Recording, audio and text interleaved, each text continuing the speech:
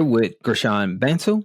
Gurshan is a strategic sales leader with over a decade of experience driving growth in tech startups, where he is recognized for building top performing teams, fostering talent, and consistently exceeding revenue goals. He is a passionate real estate investor since 2013, and he has progressed from house hacking and burst strategies to apartment syndications.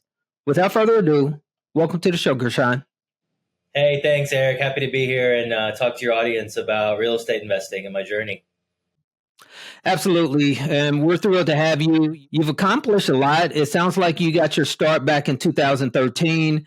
You progress amazingly, starting with a house hack, venturing into the burst strategies, and then getting into apartment syndications. And so there's a lot to cover there and a lot to unpack. And so we're definitely thrilled to have you on the show and just dive a little bit deeper as to how you went about doing this, all while having a full-time job, and not just any job, a job that's a bit demanding, it sounds like. And so we'll definitely uncover some of those details. But before we get to that, if you could share just a little bit more about yourself and also how you got started in real estate, that'd be great.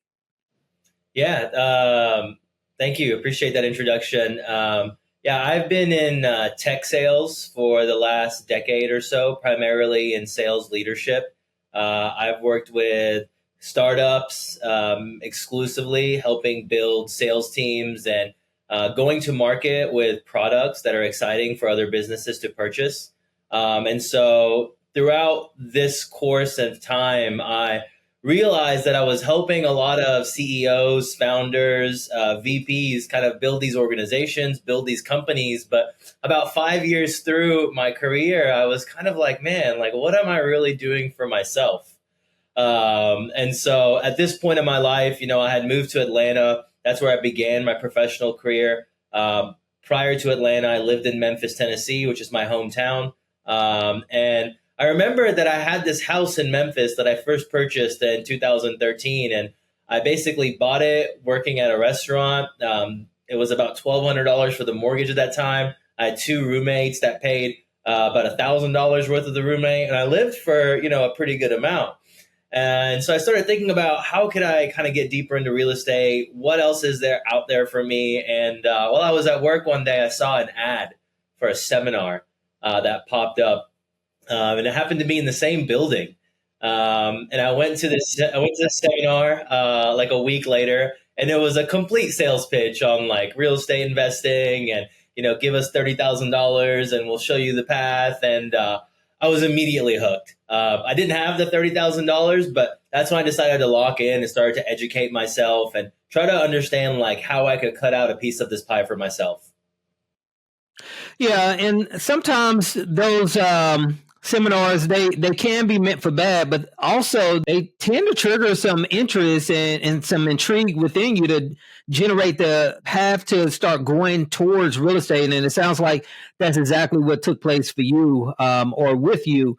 And so that was back in 2013. You said you were working and you were able to pick up a house and you had a couple of roommates. So you were operating the Airbnb model before it became quite popular then.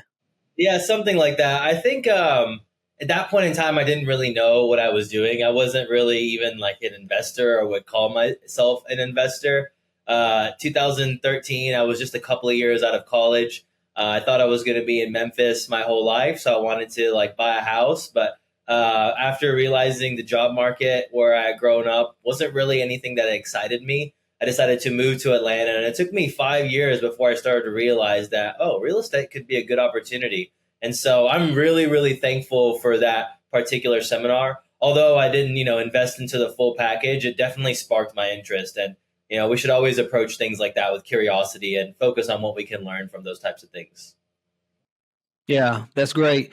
And so from the house hack to the BRRRR, what made you start going towards the BRRRR and what led you towards apartment syndications?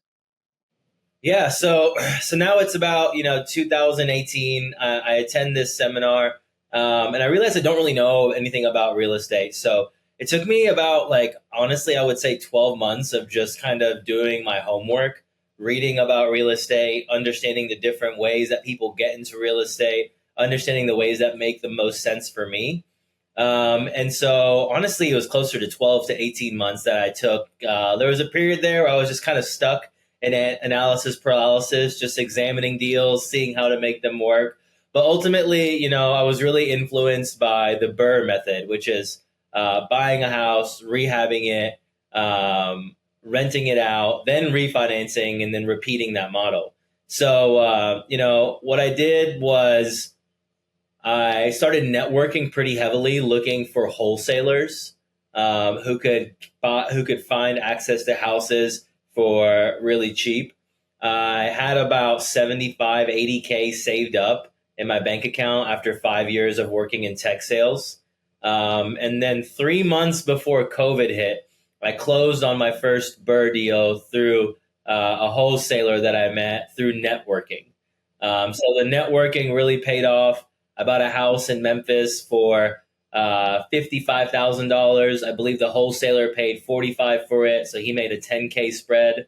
Then I put I put about 15K into that house for rehab costs, and after the refinance, it appraised for 90K. So I made the majority of my money back. The whole process took 9 to 10 months because COVID really slowed down a lot of the way that banks did refinances. So major learning experiences for me there. But as soon as I finished my first BRRRR, I was off to the races. I started saving up more money and just trying to acquire properties in different ways. And ultimately, over the last couple of years, as I've kind of accumulated single family homes and small multifamily homes, last couple of years have been really tough for single family. So that's when I started to work with others to figure out how can I get into apartment syndications, as at that moment in the market, that seemed to be something that was the best way to continue to invest. And what is your portfolio up to as of today? For single family homes, I own 6 single family homes. I also have 2 business partners, one in Cleveland. Justin and I own a 5-unit apartment complex together. And then my other partner, Ankush, and I, who recently moved to Nebraska, him and I are co-general partners in larger apartment syndications. So between the apartment syndications and the group of people that we work with, one apartment is 140 doors and the other is 244. Wow, that's amazing.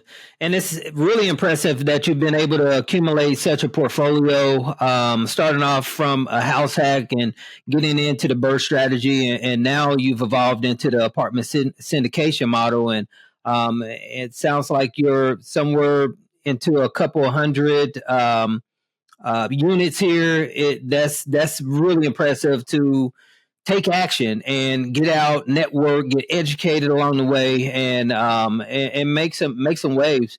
So, if we could, I'd love to unpack how you were able to actually do this while holding your day job. And the reason I love to go deep on this is because most of my listeners, they have W-2 income or either a business, and either they're looking to go active or passive within their real estate investing strategy.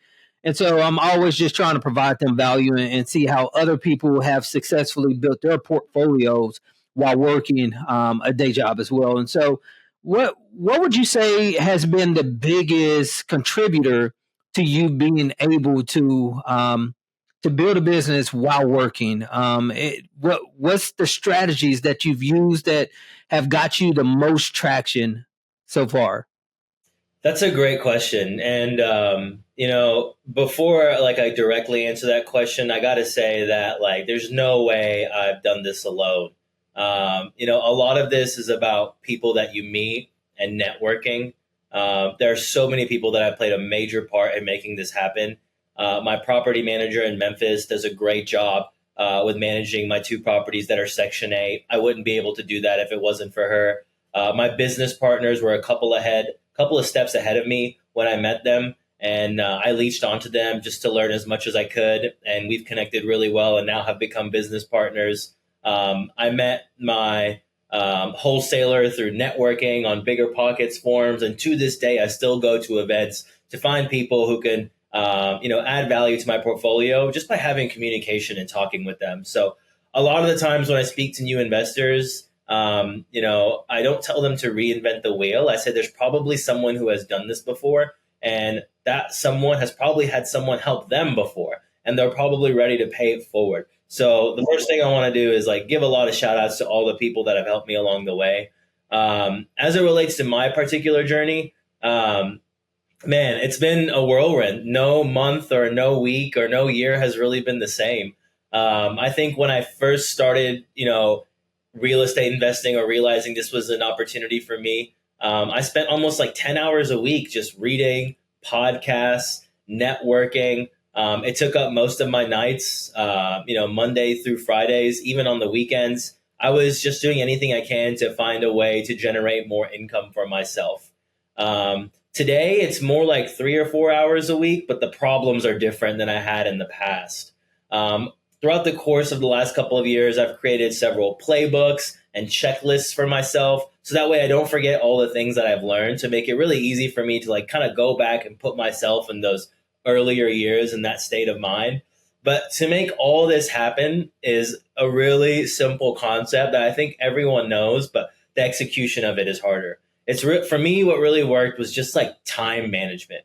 I also must say that like I'm not married. I don't have any kids, so I have a lot of time on my side. I do live an active lifestyle, but I think something that's really helped me is just when I put something in my calendar, whether it's listen to this podcast or read this book or go to this networking event or learn, around tax, lean strategies, or learn what the BRRRR method is, or do some homework on apartment syndications, I do it. And just throughout the course of time, years, you start to build compound knowledge and compound interest. And that's kind of what's been the driving force. So it's a combination of great people in the real estate industry and networking, being able to manage my time and balance my time effectively. And then, as you mentioned earlier, taking actions on all these things and trying to connect all the dots at a larger scale. Yeah, you'll hear that recurring theme that people are taking action and they're networking, they're getting educated along the way. And usually if you are taking action, getting educated, networking, some great things are going to come your way a lot of the times. And so that's exactly what's unfolded within your life, and also within mine as well. And um, so while you were working your W-2, how was you able to compartmentalize and to keep the two separate? Because you had a business that you were building on the side. Were you ever getting a little bit distracted? Did it ever affect your performance on the job? And if not, how did you make sure that never occurred? Yeah, that's a great question. I'm fortunate to say that it's never affected my performance at work, but I can transparently say that it has definitely been a distraction. And I think the biggest things that I had to do for that matter is realize that like this is not a business that I'm going to build overnight. It's not something that provides my sole source of income today. And it's something that I have to really learn to, again, time block and set aside different areas for. And so if there are things that I need to do during the workday that are, surrounding real estate, I would put that in my calendar and work a little bit later at night for my W-2 while being able to utilize the workday to get things done. I always had my priorities in the right areas because I know if my W-2 if I wasn't performing at my W-2 because I make commissions, then I knew that this real estate dream wasn't going to survive very long. So at first it became distracting, but then I had to learn how to really just be present in what I was doing in that moment at my job and silencing all other distractions. And then it also made me realize that this isn't like a get rich quick thing. This is something that's going to take years and years to build. And although I've been pretty consistent in it the last 5, 6 years, I know it might take another 5, 6, 10 years. And transparently, when I first started, I really wanted to kind of get out of the rat race, leave corporate America.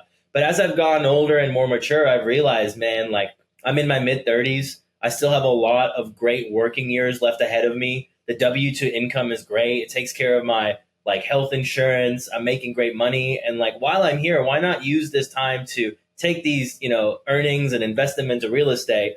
And then when I get to a point where I'm ready to transition out, I'll already have this property and these things that I've built, and then I can take my skills to that full time. So my mindset has completely changed. I first started with like, I'm building this portfolio to get out of my job as fast as possible. Now my mindset is more like, I'm going to try to hold on to my job as long as I can to take these earnings and dump them into as much real estate as I can. So that way, when I am ready to make the transition, when I do have a family, I'll be prepared for that. I can spend more time on the things that I love. So it's been a whirlwind of a journey. Luckily, I've never had the two cross paths before, but some days are harder than the other. When you get a call from your property manager saying, "Hey, the AC went out," or "Hey, the toilet broke." That's where you have systems in place, and I referred to those playbooks earlier to help you and your team manage things like that come up.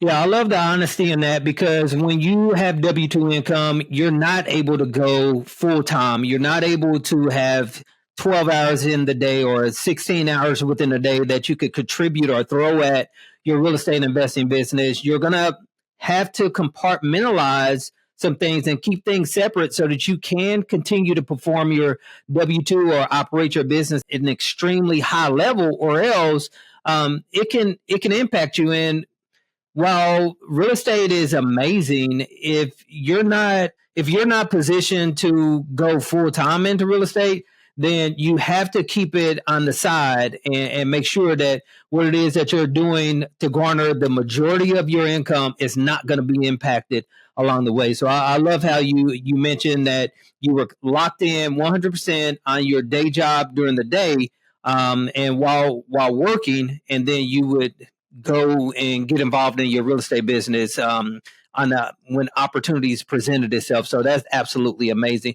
So if I could transition into more current events, and as of today, what does your business look like, and what are you targeting? How has 2022 with the interest rates, how has that affected you? Just kind of give us some details as of how you're operating your business today. Yeah, that's a fantastic question. Things have changed. I've been investing in real estate. Since I made my first acquisition in 2020. The house that I bought in 2013, I had no idea what I was doing. I just kind of bought a house to live in it because I didn't want to rent anymore. But when I really started going full time was 2020, after the first acquisition of the single family home. And then, when 2023 came around and interest rates spike, my strategy up to that point was single family homes. I had one 5-unit apartment complex that I worked with on a partner. That's very similar to a single family home, where we're just trying to cash flow and basically make more money from rent than the mortgage, taxes, and insurance. But when 2023 came around, the interest rates were at a point where I didn't know how to continue to buy single family homes and cash flow. It became really challenging to make the numbers crunch, but I also wanted to remain in real estate. And at that time, I had a lot of friends who were looking to purchase their first home. And a lot of the sentiment that I heard was that they were going to have to keep living in their apartment. They had saved up to buy a house. But they couldn't afford to make the transition because it was just too much, or they couldn't get qualified from the bank. And I think I maybe heard this 15 or 20 times. And a lot of people naturally come and tell me that because of the portfolio that I had accumulated. They wanted to hear my advice on, what to do. And, I'm not an expert. I would encourage them that, like, hey, if this is the home that you're going to raise your family in and you have the means to do it, you should try to make it work. Oftentimes, like when they crunch the numbers, it didn't. So me and my business partner Kush, we get on brainstorming calls every month just to poke holes in each other's business, talk about how things are going, talk about trends in the marketplace. Would highly recommend you to find a business partner or a buddy to just poke ideas with. It's been really great for us. We were kind of at the same point where we were like, it doesn't make sense to get single families right now. Why don't we try to partner with somebody who is doing apartment flips on a large scale? And so what we did is we interviewed 6, 7, 8 operators to find someone that was within our wheelhouse. And we ended up finding this group called Matanza Capital. Mark, Nick, and Brian had done 5 apartment flips, or were in the process of doing 5 apartment splits. The biggest one they had done was about 40, 50 units. And their group that they had been raising capital with, they started to exhaust those resources a little bit. So they wanted to expand, and they wanted to find young investors and entrepreneurs like myself and my partner. And so we told them that, hey, if you can teach us how to do this business, we would happily come on and raise money from our network. We would just like to learn how you guys are doing this, have a front row seat.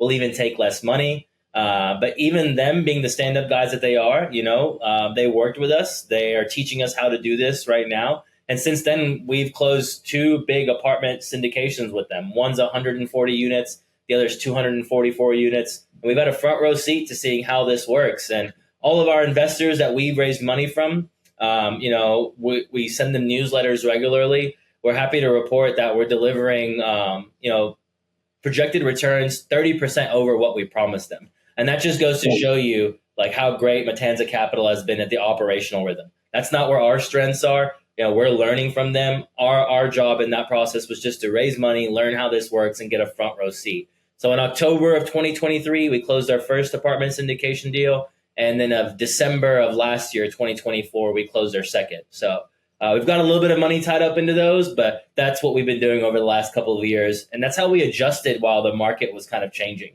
And we're really happy with the moves that we made. That's great. Yeah. And so you mentioned also things that I like to highlight. And so you referred to syndications as apartment flips or commercial real estate flips. And that's exactly what they are. A lot of people, they confuse syndications with buy and hold long-term strategies. But a syndication, for the most part, most individuals are getting in and out within a 2 to 5 year window. So it is like a longer hold flip with commercial real estate. And the second thing that you mentioned is the operators that you chose to get involved with, you actually interviewed those guys. And a lot of passive investors, they don't do diligence very well on the operators that they're getting involved with. And that can be catastrophic. That could impact you for years to come because there's so many people that are in tough spots. They're in binds because they didn't vet the operator good enough, and those 30% returns that you mentioned, they're not even getting distributions, or they had to pause distributions. And to hear that you guys were able to capitalize on 30% returns in this environment with multifamily apartment complexes, that's definitely saying something about the operator, that they're extremely conservative. And they also know exactly what it is they're doing, because it's tough to throw off those type of returns in the environment that we're currently within. So you found a great operator, and that's amazing that you guys decided to pivot instead of just getting on the sideline because the single family residential properties weren't working for you. So hey, if we can go a little bit further in the show, I know I mentioned to you prior to us going live that I'd love for you to share a recent transaction that you've been a part of. And it sounds like you've been a part of 2 recent multifamily syndication deals. So if you can, just on a high level, just share some details as to how you guys located the opportunity, how you funded it, the business plan, how it's been going since you guys actually got involved with it. Yeah, I can talk about the latest deal that we have a part in being with. It was a direct syndication. So Matanza Partners are the main sponsor. And then there are 5 other co-sponsors. K&G Capital, which is me and my partner, we are one of the additional 5 co-sponsors. And each of us have had a specific amount of money that we need to raise. The acquisition price for this apartment was $21.6 million. And so we need to raise a little close to around 10.4 million is what we needed to raise for that. Me and my partner, Unkush, we raised about $780,000 for this particular deal.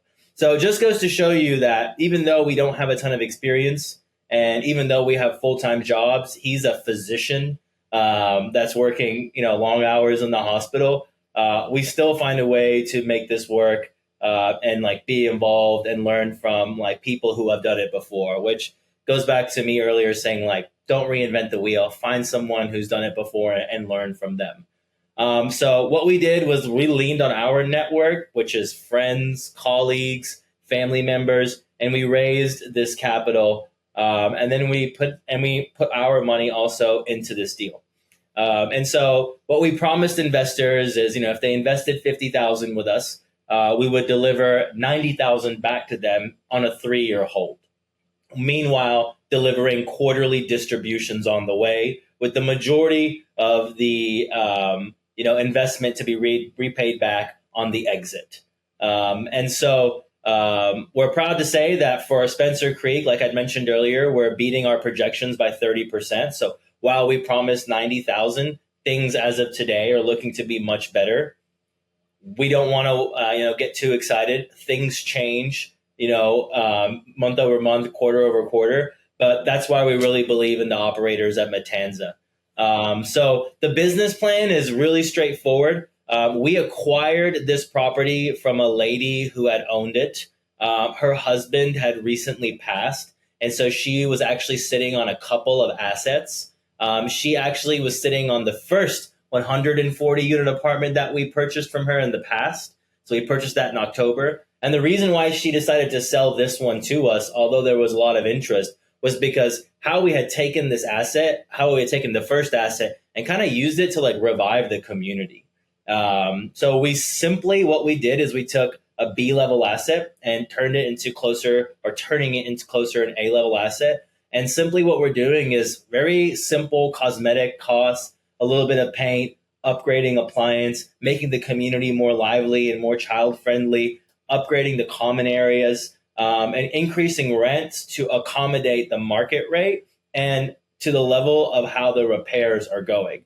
So when a contract comes time to renew or a lease comes time to renew, we go in there, we fix the apartment, we do what we need to do, and we raise the rents. And we're really happy to report that the majority of the people that live there want to continue to live there and pay higher rents because the unit is nicer and because there's a community that's developing around these apartments that we're renovating.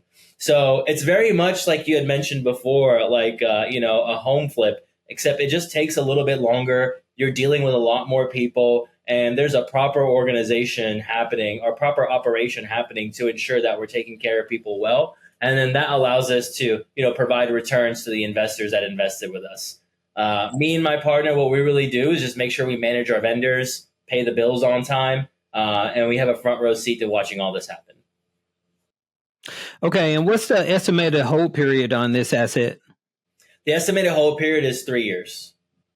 Okay, nice. I think St. Charles it's a pretty, I want to say affluent. Potentially, some of the areas are really nice in that specific market. Is that one of those nicer areas as well?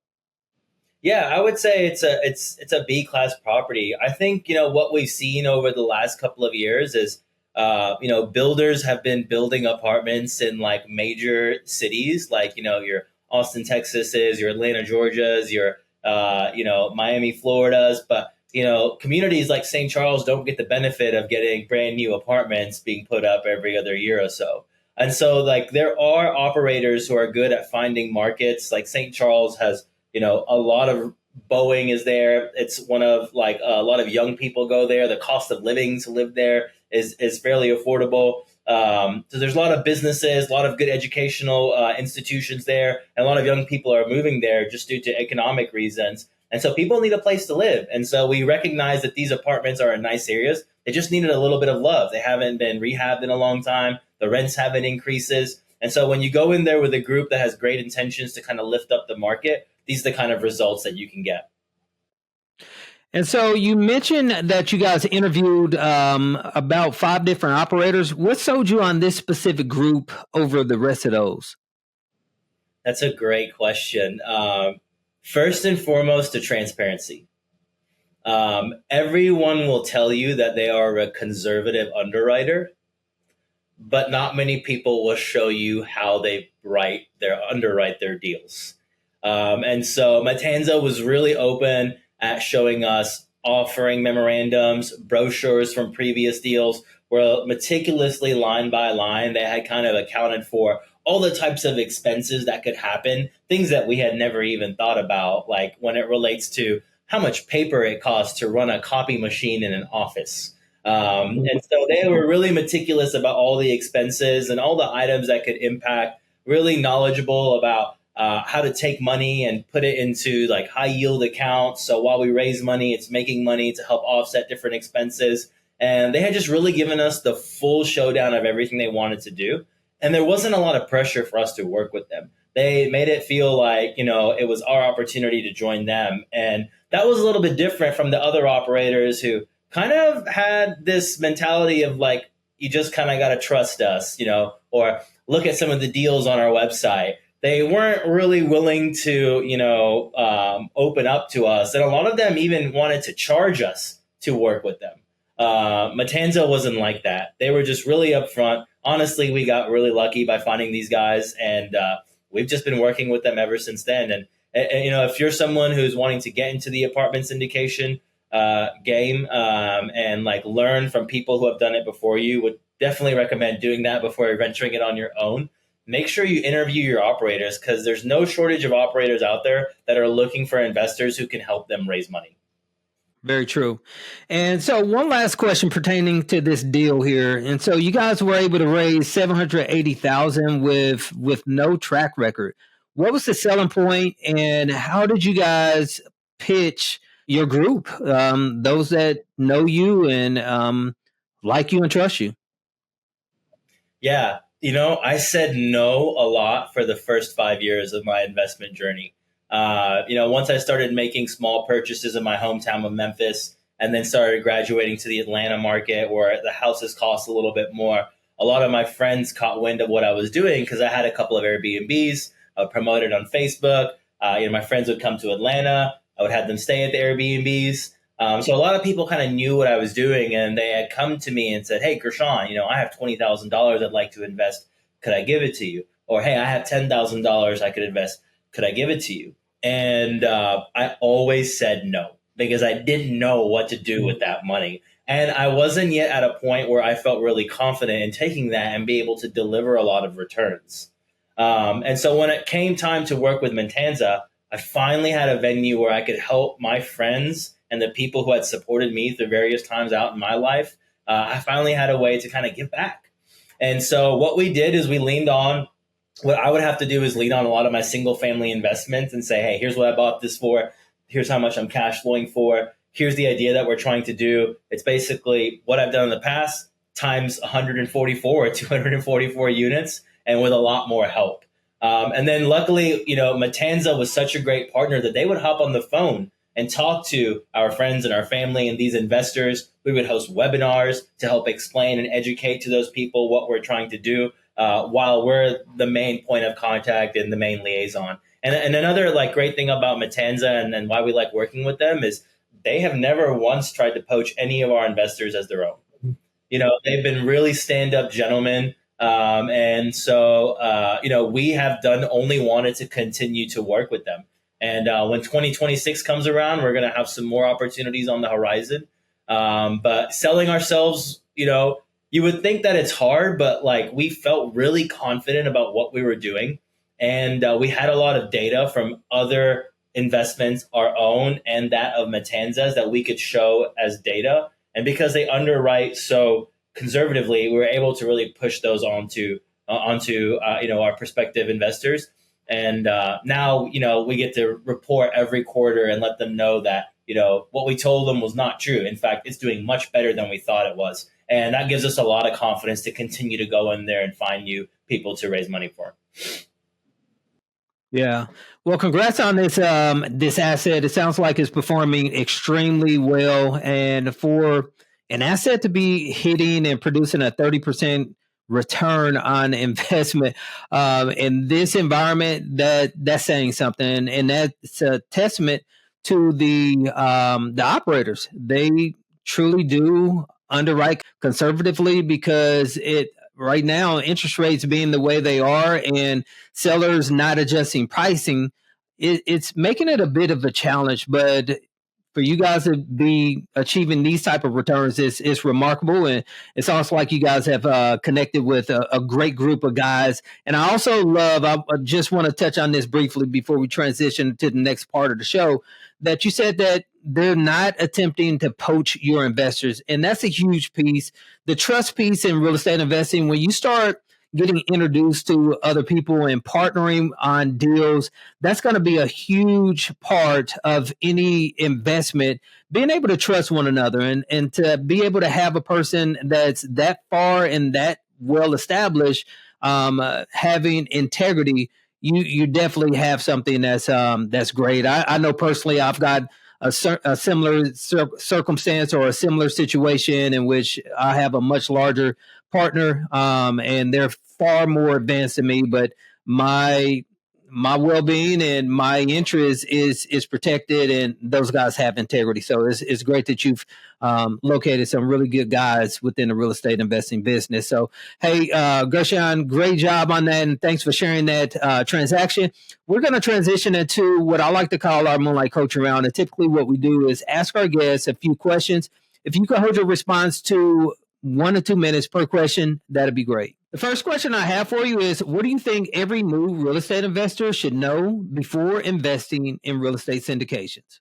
Man, before investing in real estate syndications specifically, I think the first thing you want to do is find a trusted operator that can show you exactly how they're delivering returns to their investors, and spend time understanding what kind of character they have. And you do this by having multiple meetings with them. You do this by seeing how they treat and respond their team.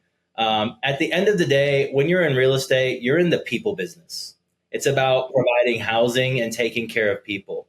While the numbers and things like that are important, when you're working with an advanced operators, you should get the sense that like they are also in the same people business too. And keep in mind that you're going to be putting your friends, your family, your colleagues in front of these people. And so you want to make sure that it's a good reputation, a good representation of yourself. So don't settle, because every time you settle, you're going to get exactly what you settled for. Yeah, so I love that piece, because there's some pretty unethical people within the business as well. And I hate to say that, but it's a truthful thing. I've heard of it. I've seen it firsthand. And so it's really important to get involved with people that have a high level of integrity. And so that's a really great answer to that question. Next question is, knowing what you know now, what kind of advice would you give a person attempting to get where you are within their real estate journey about balancing business and life? It's a really good question. I think it all comes down to being really intentional with your time. No matter what kind of time that you have to be intentional with, that doesn't mean that you have to do 50 things a week for volume to make a movement in real estate. If you can just do one thing, listen to one podcast, network with one person, read one chapter of a book. If you can just do one thing and be intentional with your time, put it in your calendar, say you're going to do it, and then do it, that builds so much confidence for you to do it again next time. And the biggest piece of advice I would give people is that this is not something that's going to get you rich overnight. This is definitely a long-term game. And you don't have to create unnecessary pressure by trying to do everything at once. Things are going to change. The things that work today are going to be different than the things that work 5 years from now. And so my advice would be to be extremely intentional about your time, and don't confuse volume of activities with just doing one thing in that current moment. Well said. It's definitely not a get rich quick scheme. Real estate, it's a slow go, especially if you're doing it on the side. That's something that I had to come to terms with. I'm super ambitious myself.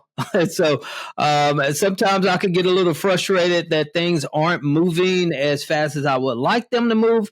But how I always get myself back grounded is realizing I'm not full-time into the business. And even if I was, sometimes you could go a little bit too fast and not get things where they should be, or find yourself in a bad predicament. Like a lot of guys back in 2022, when the Fed increased the interest rates, some people began to get way too aggressive, not staying conservative, and they tarnished their reputations because some of those properties aren't performing. And some people are actually getting foreclosed on, having to give properties back to the bank.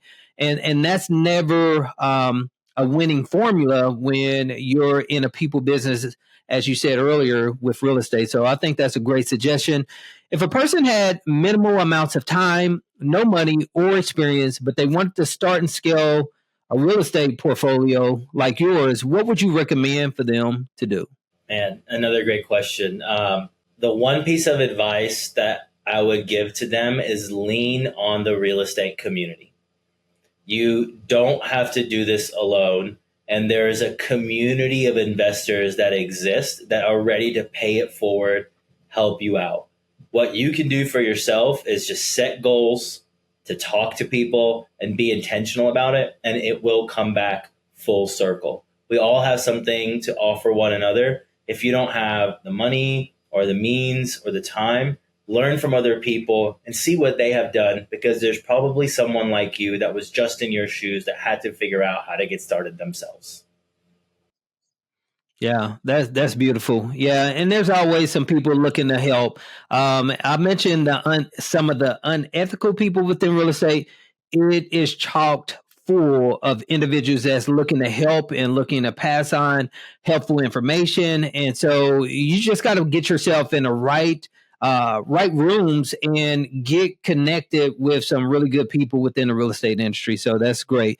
The final question I have for you, Gurshan, is what are the best reasons to invest in real estate as a passive investor?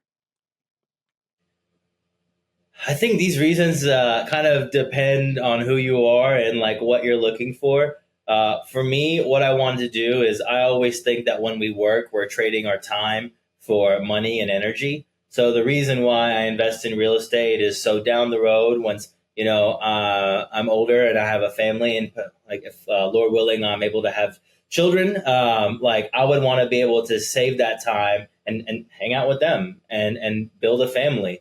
That's what drives me to this day. And I get a lot of that from, the way that I grew up. My parents were always there for me, and I always appreciated having them in my corner. And I want to be able to provide the same type, of lifestyle to my future family. So first and foremost, it's about making money, but not necessarily the dollars. That dollars then trades the ability to have more time and freedom to do the things that I really want to do in life. Yeah, passive investments are just as they say, passive. And when you're handing over your hard-earned cash, whether that's 50 grand, 100 grand, 200,000 bucks, it is truly passive. Us as operators, we're doing the work. We're out beating the streets, making sure the property actually perform. And so you can have time to go and spend and enjoy your families along the way. So that's a great response to that, and great answer to each one of those questions. Before we let you go, if you could share a great personal development book or either a great business book with the Moonlight audience. Yeah, I talk a lot about being intentional and taking little steps and doing one thing at a time. The first book that I read, and actually it's a good reminder to go back and read it, is the book is literally called The One Thing by Gary Keller and Jay Papasan. It really helps you understand what that one thing is that you need to do or that you should be focusing on that makes everything in your life easier. And so that's been instrumental for me to kind of help me separate my work from my real estate and knowing when to focus on my work and not get caught up in the real estate as well. Yeah, yeah, that's one of those books that you want to revisit from time to time because it grounds you, and it helps you get locked in on one thing at a time, and you give all your attention to that one thing, and you'll find yourself much further down the road doing so. So, hey, Gurshan, we appreciate each one of those book recommendations, and we also thank you for coming on to the show, sharing all the knowledge and insight and your past experiences, how you've been able to build a really good sized portfolio. And so it's actually, you're into the 300 mark, somewhere around there at this point. I made a mistake earlier in the show and said 200. And so that's amazing that you guys have been able to scale to those heights. Let's say someone listening to the show decided that they wanted to reach out and connect with you, chat with you offline. What would be the best way for them to be able to do so? Yeah, email Gurshan at kngcapital.com. I check that inbox weekly. I'm also on Instagram. The handle is at the real estate G. And then I have a website as well where people can reach out to me at GurshanBansal.com. I check those frequently. I'm always here to pay it forward. You had mentioned that, I'm, have close to 300 units. That's not all on my own. There's been a ton of help and a ton of people that have allowed me to get there. And I owe it all to them. And I would love to connect with investors to kind of show them what I know and to also learn from them, because you never know what someone who's just getting started can bring to the table, especially with a fresh perspective and who hasn't, been exposed to some of, the negatives that real estate can bring also. So really looking forward to connecting with anybody. Yeah, it's always great to keep an open mind because you can learn something from anybody. And if you've got that type of mentality, you're definitely going to go a long way. But hey, Gurshan, once again, thanks for coming on to the show. We'd love to have you back anytime. Thank you, Eric. Take care.